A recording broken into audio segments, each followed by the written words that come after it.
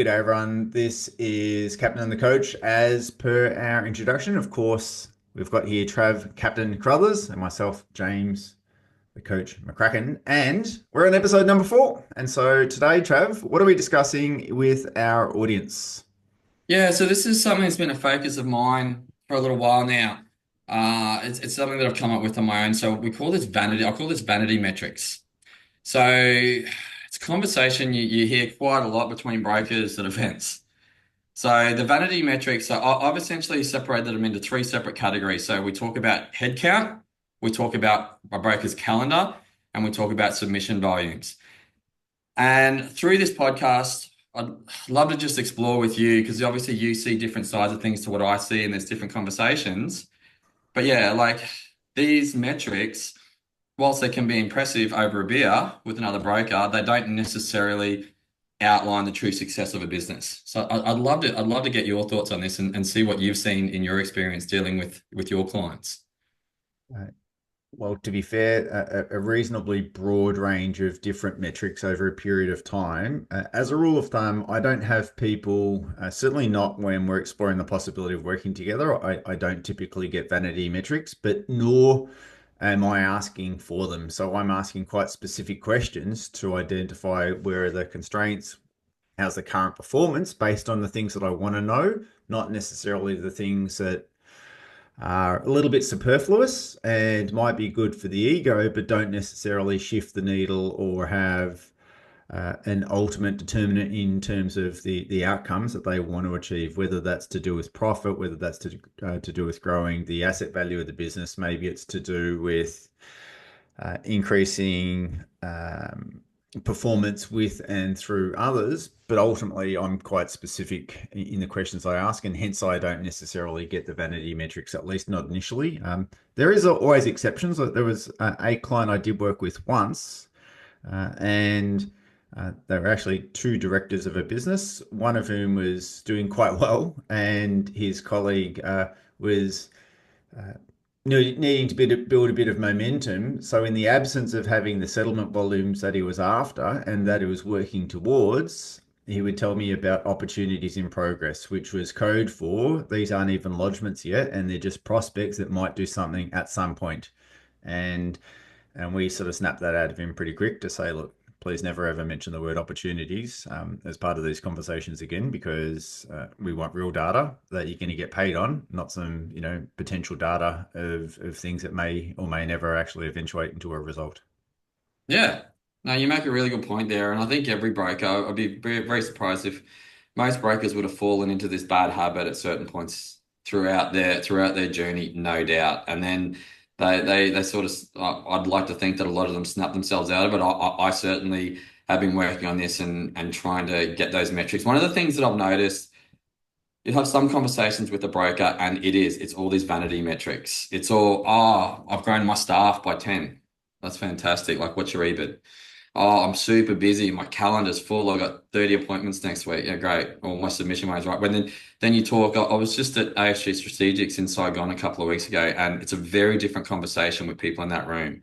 They're talking about EBIT. They're talking about, yeah, I mean, like they're not talking about like, yeah, headcount is a conversation, but it's not about them beating their chest and being like, I have, well, some of these businesses have three, four, 500 staff. So, but yeah, so that's not about that. So it's a very different conversation.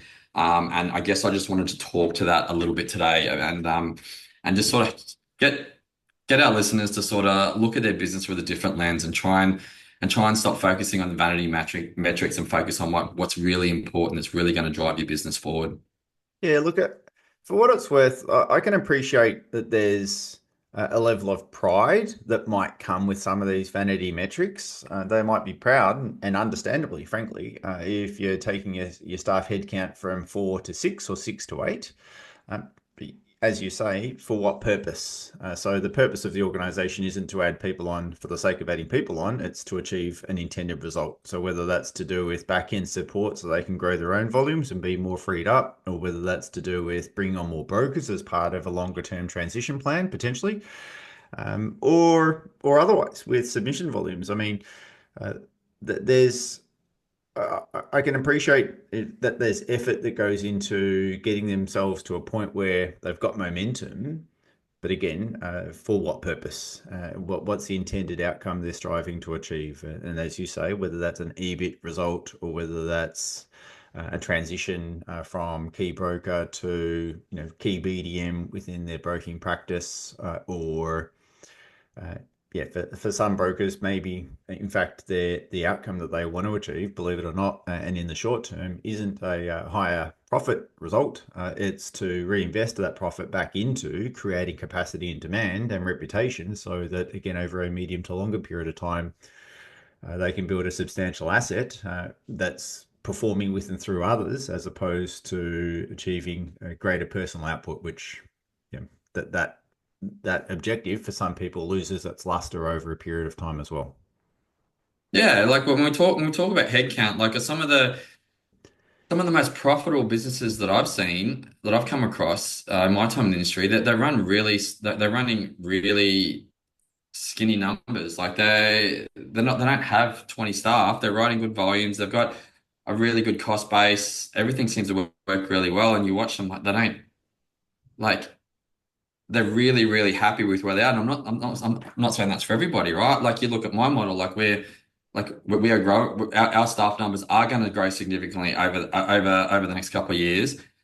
But we just need to do it in a way that's not eroding away at our EBIT. And I've been guilty of that in the past, where I've been really high numbers, really low EBIT. Then I've been the opposite.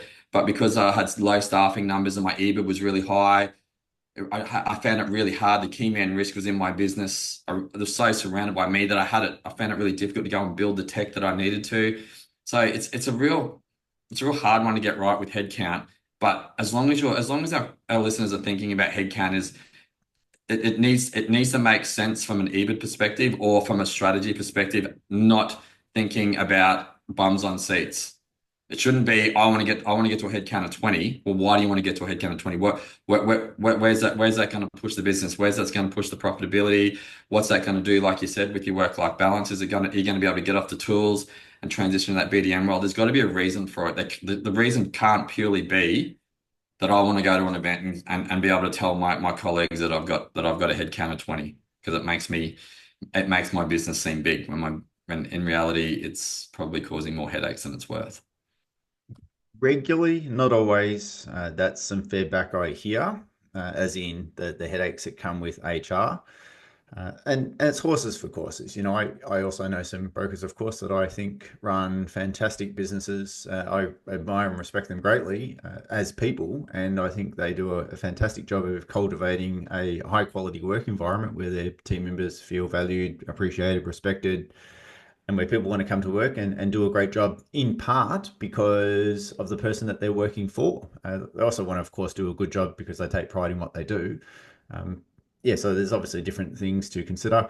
And I think the easiest way to address this is, in some ways, to say for what purpose, as in what's the purpose of the headcount. And you're right. And one of the coaches in our service, she's done, effectively every version of a broker business model that you can. And there's certainly been times when her colleagues have been settling twice as much as her and not making more money at the end of the day. And so, yeah, who's got a better business? And that's very subjective as to who's got a better business. But it's horses for courses. What's the outcome you want? What's the structure you want? What's the result you want? What's the level of stress or staffing or role that you want to play will help govern or determine what some of these models or responsibilities will look like. Exactly. And you'd want to have a plan in place. Like you're saying, I know who you're talking about there with her running those different types of models, but think about the opportunity cost that she's gone into and every time she's repositioned. And I've been guilty of it myself. Like the amount of time and effort I'll put into a particular strategy, and then it might not go as planned, and I will pivot and move, right? So I guess for our listeners that are looking at doing something like this, it's like learn from the mistakes that are people that have been from brokers or business owners that have been there and done that, and ask some questions. And because you could lose 6 months, or like you could spend a couple $100,000 executing on a strategy that you essentially shelve and you move on to something else. So it's around trying to learn from other people's mistakes here, I think, and trying to get it right. And I speak to business owners, a lot of business owners that have got a lot of different models, and yeah, it's something that's always requiring adjustment. And I spoke to a friend of mine recently. He's probably known for he's got great culture in his business. Everyone loves working there, and his retention. He was so proud of his retention because he's like staff never leave. And then he walked around the office and he's like, that person shouldn't be here. That person shouldn't be here. That person shouldn't be here. And he had all these people in the business that they were so well fed, they were so comfortable, and they weren't performing. So this retention was this metric that he was measuring that he thought was great. But he's like, no, we need turnover. We need to start cutting some people. We need to like Annette. So there's some people moved on from the business and there's some new people come in. And it's about creating that culture around performance, which is something that we're working on here at Virtus. Like we're very clear on what we need and what we want. And even when we're recruiting offshore, my manager that recruits from me offshore, I tell her to actively go out and talk these people out of working for us, telling them this is what's required here. This is not the standard business. Like that there's a lot more volume. There's a lot more volume that you will deal with here. There's a lot more stress involved in the business. There's pros to working for Virtus, but it's far harder than what you've come accustomed to where you are. So if you're not prepared for that, maybe you shouldn't come. And it's those people that eat it up. No, I'm looking for a challenge. Like I'm excited. I'm going to learn. I like being productive. They're the people that we take on board. So we're trying to get our new recruits to self-select themselves out of the applicant pool to a certain extent. So yeah, it's interesting.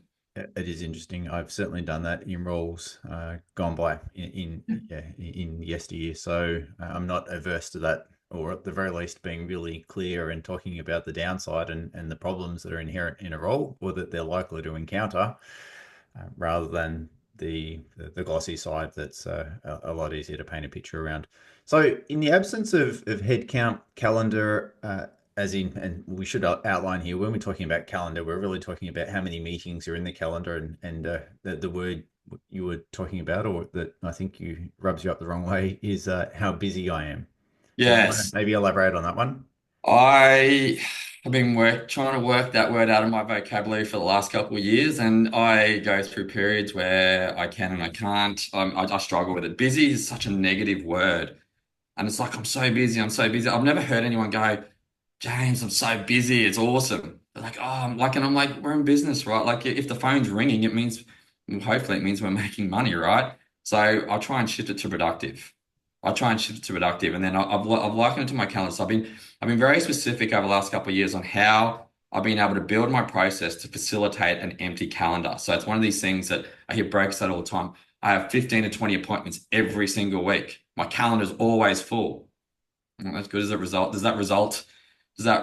that resulting in revenue for the business? So there's a couple of things that could be, right? So like I've looked at brokers' calendars and they've got all these BDM meetings in there every week, and I'm like, do you write with this lender? Oh no.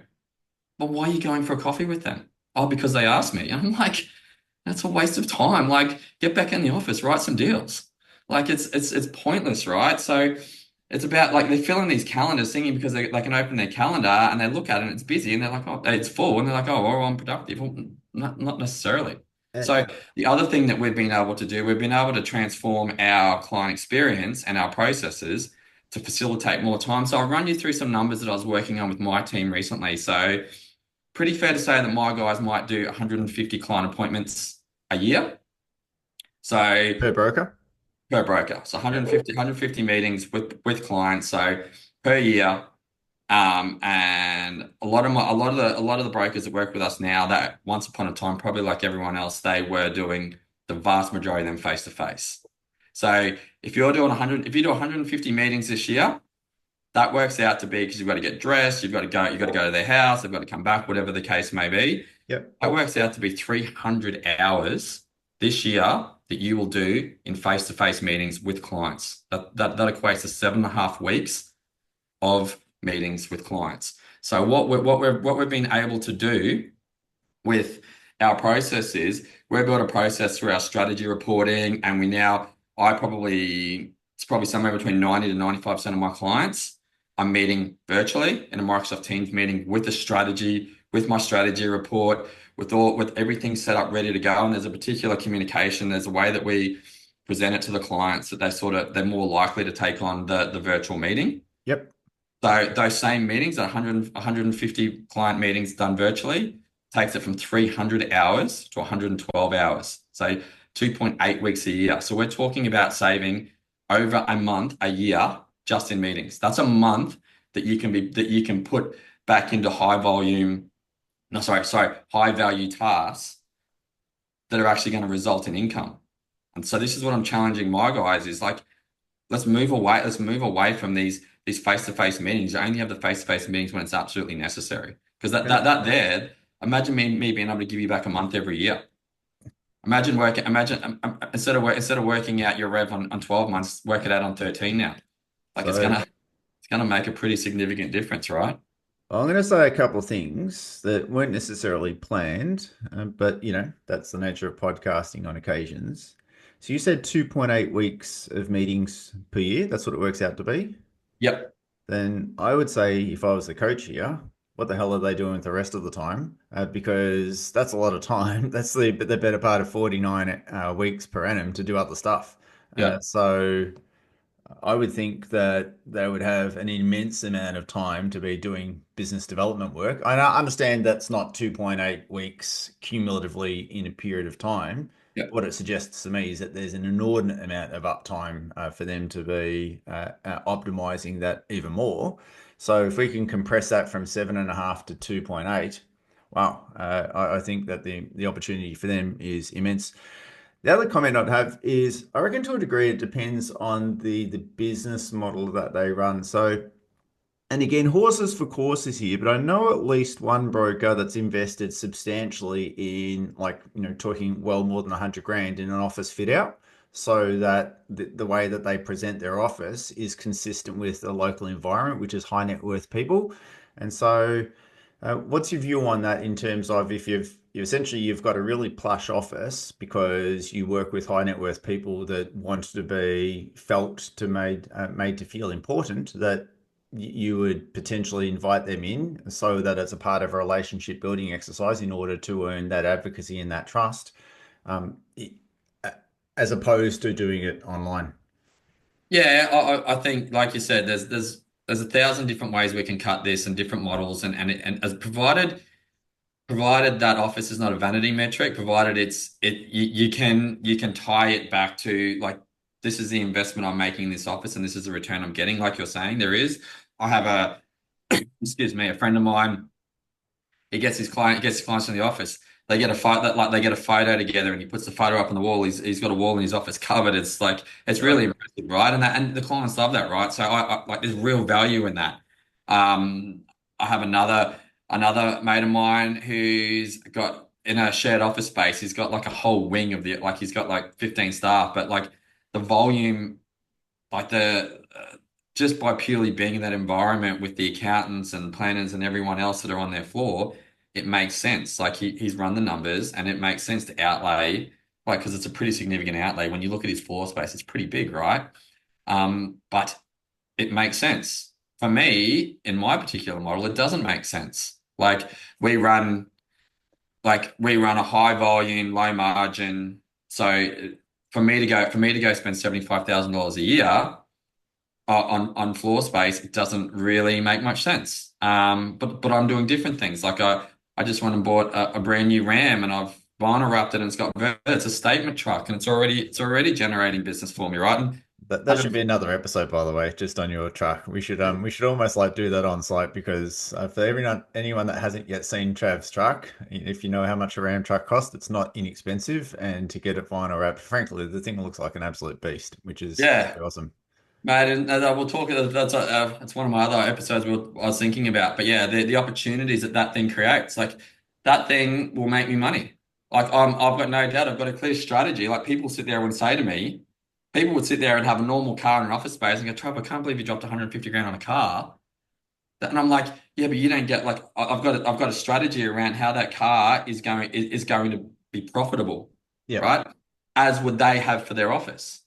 So it's what you're right. It's horses for courses, but it's not. You need to be going into an office space for the right reasons. You need to understand if there's no return on it, if it's a vanity, I want, or it might be a lifestyle thing. I know brokers that have an office because they just don't want to work from home. I need to get Yeah, out of the house. correct. It's okay. carry that expense. If it helps you with your mindset and it helps you separate your work life from your home life, then that's okay. I don't. I'm the first one to admit that I have a habit of impacting on my work-life balance, and I'm actively that's something I'm actively working on within myself to get that right. And a lot of that has to do with me running a home office. So I could fix that by going and getting an office, but at 75 grand a year, I'm not prepared to do that at the moment. Yeah, and I think that's one of the key points here. And when I notice uh, well, some of the different ways that you can structure the office option versus the virtual option, there is no one size fits all because I can think of one broker just like you who more or less works office hours, and in some cases, potentially even less than office hours. I know there's occasions when he's told me he's working less than 30 hours a week, and he writes 120 mil per annum, and he does virtually everything remotely, even though virtually all of his clients are based not that far from him. As he says, it's much more convenient for them to come onto a Zoom session during the middle of the day than have to try and find in a way to shuffle around kids after work hours to either find their way into my office or something else. And so, hence why Zoom works really well. Think of one other broker who runs or essentially works with extremely high net worth people and, or I shouldn't say extremely high net worth people, higher income earners, astute people, commercially savvy people, and most of her work is either done on Teams or on the phone, and that would also accommodate them because they are quote unquote time poor, and so they certainly wouldn't have capacity. In some cases, they're literally not even in the same state, so that obviously reduces that option. Whereas one of the brokers I know in your group has it's a broking slash financial planning practice, and again they're trying to appeal to a very local audience, and so for him, because they're local centric, bringing people in is a part of that service proposition because they want to be known locally and build that strong reputation because that's essentially the people that walk past their front door every day are ideal future clients.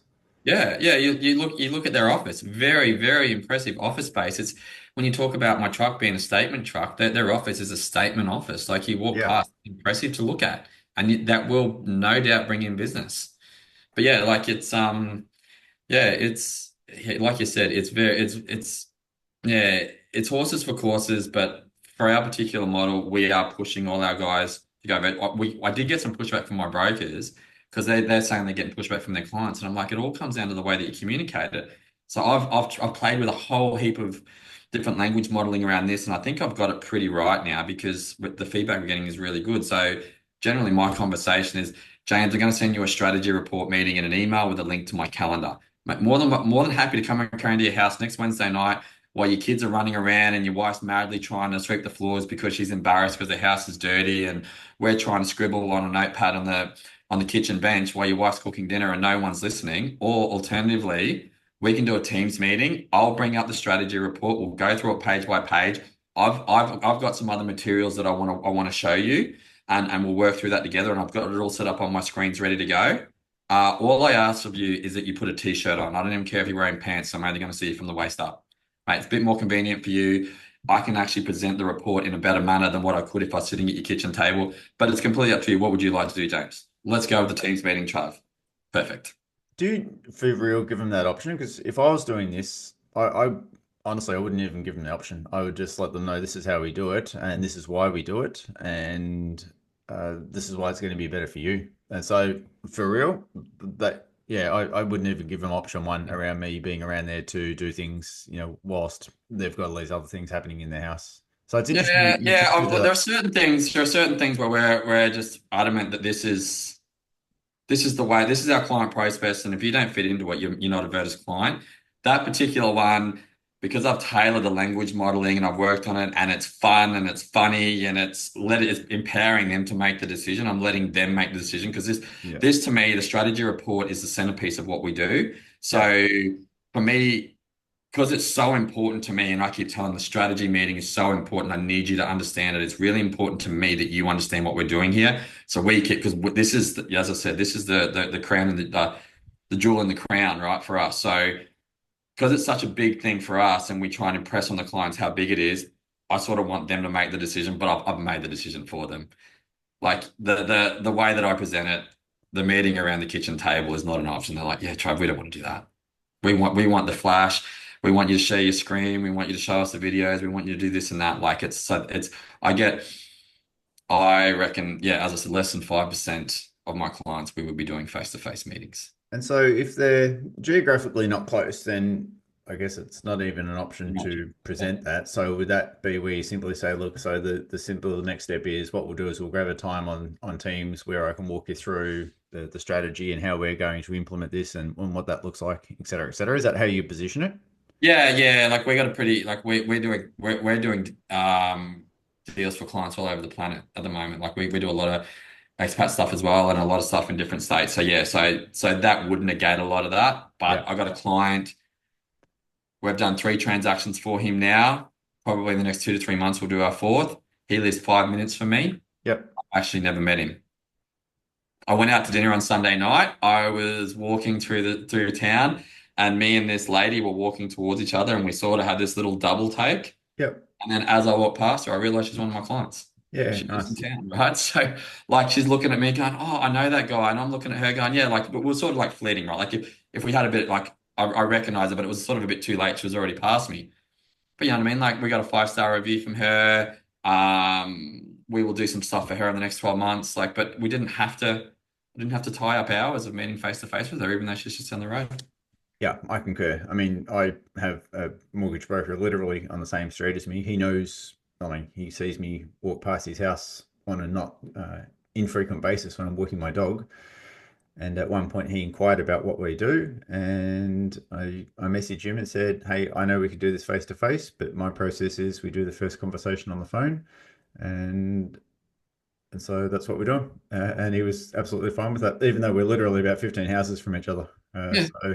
Um, yeah, I think if And anything, what you'll find is that the more you're doing it, like you've obviously got a very clear process, your phone, you have your one-to-many, you have your one-to-one video calls and stuff. You've got your style down pat for this platform, right? yeah, So as soon as you go face to face, you don't have your visual aids, you don't have what it like, and so you're sort of out of your comfort zone. And I think it would be evident in the way that you deliver, and your delivery might be slightly off because that's not where you feel comfortable. You're out of your comfort zone a little bit.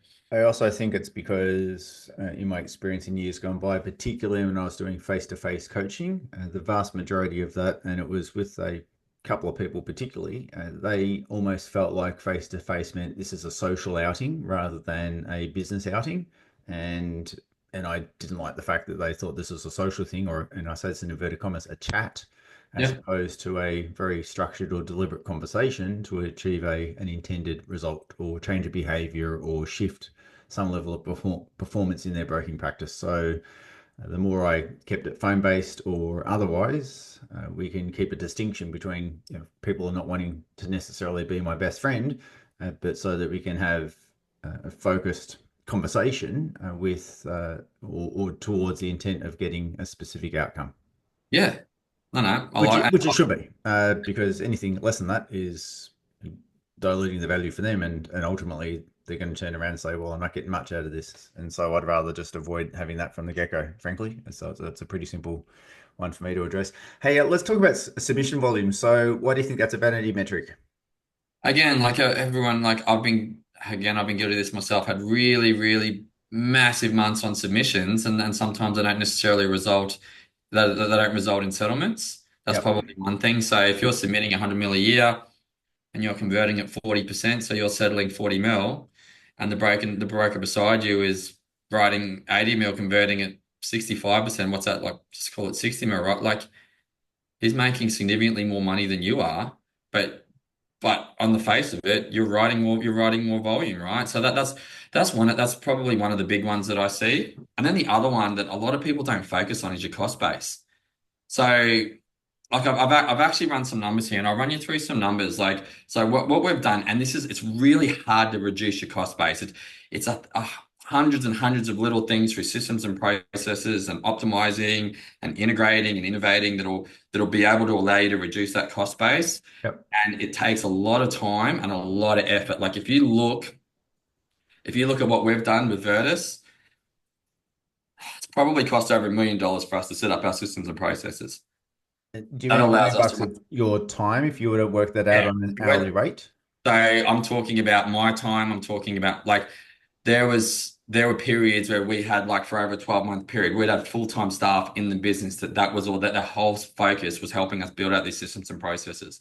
I was writing volume and I'm like, I need you to build this, bring it back to me, we'll test it. I need you to build that. And they're constantly building and testing and we were doing different things and building out integrations and doing all that stuff, right? So that the expense of that, it was all majority Yep. staffing costs and my own time. But Yep. yeah, if I worked it out the other day, and I would estimate it to be over $1 million that we would have spent over the last 8 years building out our systems and processes, which allows us to run a really low cost base.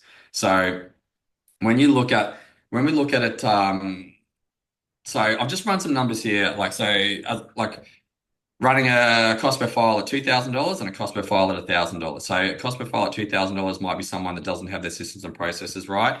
And a cost per file at $1,000 is somebody that's got it heavily automated, that's gone offshore, that's able to reduce that cost base. Yep. So if we're talking about an average loan size of 600,000, writing 100 deals a year, so we're talking about 60 million in settlements. So we're looking at roughly $3,500 in comms per deal. So we're talking about $390,000 a year. Sure. Price. This is Yep. just upfronts, right? Yep. Yep. So with a cost base of $2,000 a file, that is an EBIT for that broker of $150,000 a year. So writing no more deals, those exact same metrics, those same numbers we're talking about, the loan size, the submissions, the settlements. If you can reduce your cost base to $1,000, you've now taken your EBIT from 150 grand a year to $250,000 a year, an extra $100,000 a year just by reducing your cost base. Can I explore this further, or do you want to go through the next example? No, no, no, no, not happy to chat. Yeah. So when you're talking about a cost base, are you talking about a fixed cost? Because I don't know any broking firm that would actually have a fixed cost of 2 grand per file, excluding those, of course, that are doing marketing to source a bunch of online leads. But in terms of labor cost on the file, there's the arbitrary cost. So if you worked it out on a broker's hourly rate, which is how I do this with brokers, is based on the result they want to achieve, and then working that backwards to say, okay, this needs to be your hourly rate. And then let's just use $200 as an example. Well, that might mean that they're spending 8 hours on a file, which is 8 times 200 is 1600. And that Yep. might mean that that their staff is spending some amount of time at say $50 an hour for 6 hours, that's $300. And then there's some tech or other things that need to be taken into account as part of that cost base. In reality, they're not actually costing 2 grand. It's the opportunity cost that can be potentially increased if they reduce their time on the file and potentially have more of their team's time on the file. Is that what you're referring to, or are you looking at it some other way? Yeah, I'm looking at it slightly different, right? So when we talk about cost base, I'm not factoring in the broker on an hourly rate. What I'm factoring in is your support, like your subscriptions, your let's say your brokerage, your aggregation fees, your peanut, like all quickly all that sort of stuff factored in, right? And then so Yep. when we talk about $150,000 a year EBIT or 250, that is factoring in. Sure. So you could work that back like $150,000 at 40 hours a week. What's the hourly rate for the broker? Or $250,000 at 40 a week, Yep. at 40 hours a week. So that's what I'm saying. Taking the broker's hourly rate from here to here Yep. by doing this. Yep. So yeah, the way that I've calculated it is different to you, but essentially we're sort of landing on landing at the same place is Yep. essentially probably a good way of articulating. Does that make sense? Yeah, it does. Yeah, no, I think that's the point, right? Is it can be done in different ways. And it certainly makes a difference in terms of helping shift someone's thinking to recognize, okay, well, if my time is actually a cost here relative to processing the file in particular, well, how do I reduce that cost? And certainly that's something I do with clients is to help them essentially be enthused about moving the files along quicker as opposed to spending more time on it. Because if they're looking at it and saying, well, if I could reduce my time on the file by 2 hours at $200 an hour, then essentially I've increased the profitability on the file by $400 because it's now being managed by my team instead of myself, as an example. And this is what we've done at Vertus is we've through the support team and through the integrations and the automations and been very, very heavy on the systems and processes. What I'm saying to the brokers that are coming on board, the brokers that are coming on board are generally writing 30 to 40 mil a year. But we won't take anyone on that writes less than 30. Yep. But the whole point is for them to increase their volume, right? Yep. So under their current processes, like they might be writing 30 or 40 mil a year and they're at capacity. So if they want to go from 40 to 60, how do they go from 40 to 60 without making any changes? They've got to work more hours. They're working 50 hours a week at the moment, writing 40 mil a year, and Yep. nothing changes, but they want to write 60. Yep. They've got to go work 70, 80, 90 hours a week, and they're not prepared to do that. So by coming here, it's around the systems and processes and reducing it. So taking a half an hour job and turning it into a 5 minute job. Like so some of our big wins is essentially that. Like the breaks, I'm going, how long does it take you to do this? 20 minutes. Or in our system, we do it in two. Oh, how long does it take you to do this? 15 minutes. You don't do that anymore. My team does that for you. So we're sitting there showing them, okay, we're taking away 4 or 5 hours per file. And what we're going to do is now we're going to challenge you, like you said before, to go out and find more business. Because what's going to happen is you're going to go from 40 to 50 off the back of a better client experience, but you can have all this time on your hands and you're like, Trav, I'm working less now than I am, but I'm writing more volume. I'm like, get out of the office. Go do some business development. Like, and we'll challenge them and be able to do some more high performance stuff with them to get them moving, right? So that's around reducing that cost base so that you can keep increasing your volume without working more hours. Yep. Which is categorically possible and seen it done many times. So, A lot of effort. If I can say this to anybody, it's going to take you twice as long as what you expect, and probably 10 times the effort that you expect to get it right. Like it is something we've been working on for 7 years now, and this week alone I've probably spent 3 or 4 hours working on it. Next week I'll spend 3 or 4 hours working on it. It never ends. We are constantly building new templates, tweaking workflows, building in new automations. It's never ending. It's like a daily habit for us.